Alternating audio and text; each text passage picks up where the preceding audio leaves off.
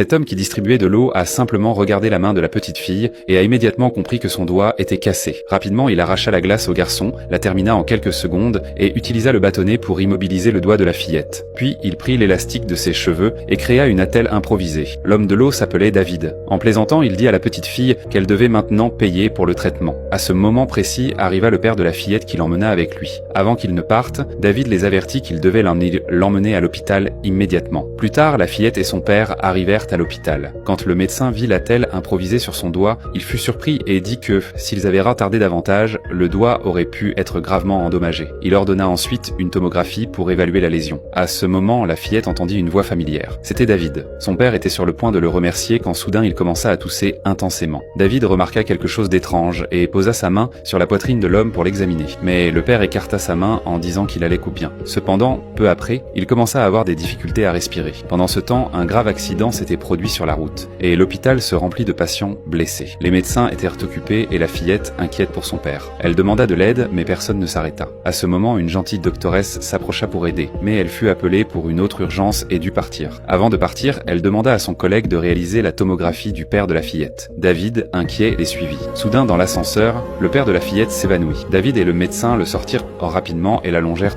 sur le sol. Le médecin courut chercher l'équipement d'urgence. Mais David posa sa main sur la poitrine de l'homme, et dans son esprit, il vit une image en 3 dimensions de son cœur. Il se rendit compte que le cœur avait cessé de battre. Le médecin était sur le point de l'intuber et de le connecter à un ventilateur. Mais David insista pour qu'il vérifie d'abord son cœur. Il l'ignora. Alors David lui arracha le ventilateur de force, et exigea qu'il vérifie le cœur. À contre-cœur, le médecin fit l'examen et confirma que le cœur avait cessé de battre. David demanda immédiatement un défibrillateur. Après une décharge, le cœur du père de la fillette recommença à battre. Mais maintenant, il avait besoin d'une chirurgie urgente. Tout était prêt pour l'opération. Mais en raison de l'accident, aucun chirurgien n'était disponible. L'infirmière du bloc opératoire avertit que, s'il n'opérait pas immédiatement, le père de la fillette ne survivrait pas. Les yeux de la fillette se remplirent de larmes. Elle savait que seul David pouvait sauver son père. Mais s'il réalisait la chirurgie, sa carrière médicale prendrait fin. Alors que David était sur le point de partir, la fillette prit sa main. Elle sortit une petite pièce de monnaie de sa poche et la plaça dans sa paume. David vit les larmes dans les yeux de la fillette et sans rien dire. Il prit une décision. Il ferait tout son possible pour sauver son père, quelles qu'en soient les conséquences.